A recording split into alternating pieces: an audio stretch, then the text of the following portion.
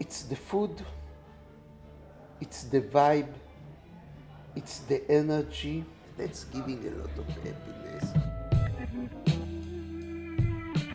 I'm an Israeli. I'm a chef for the last 30 years.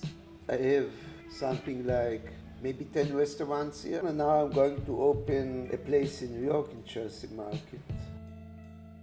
I was the first one to open a restaurant that tried to find what is the new Israeli cuisine. There was nothing in these days 30 years ago.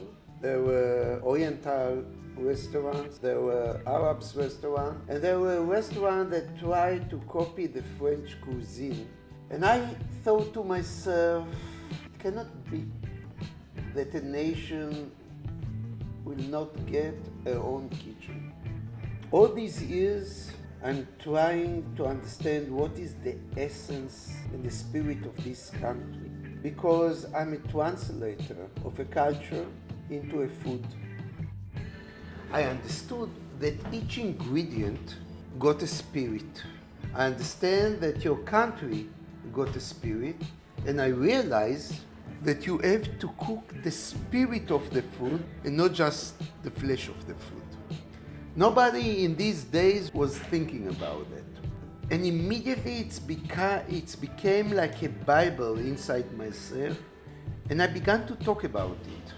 And people used to laugh at me when I talk. They said, "You are not real, you are making an act to impress people." But I got just one possibility, to be who I am. And I was very desperate out of it, because I said to myself, people cannot understand me, and I don't know why. It took something like 2 decades till it was changed. One thing that changed it was the opening of the Miznon. Suddenly, I sell food cheaply and not expensive. That's created a lot of love from my customers. And I got new customers, the young customers. I have no influence, I have no influences from my childhood that I took into my cuisine. There is one big influence. My grandfather was a vegan. He was very radical, and he didn't let my mother to cook my food. He was the one that cooked my food. That means he didn't cook anything. He gave me a raw food to eat till I was 6 years old.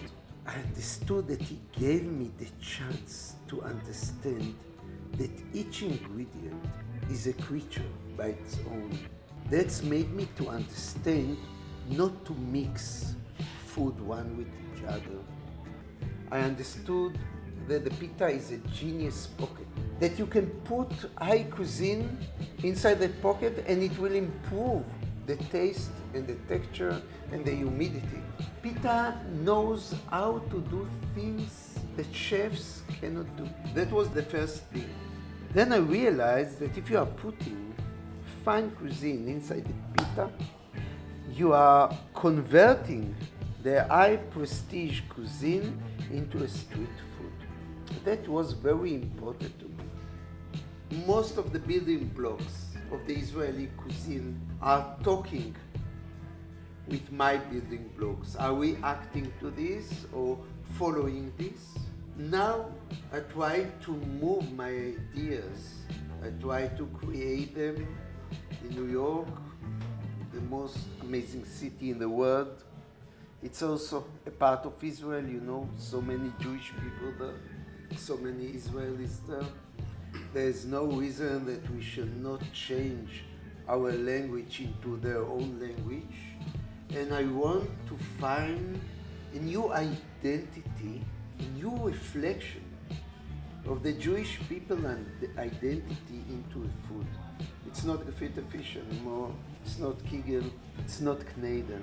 There's a new Jewish people in the world, the biggest fighters. We have to find them some food.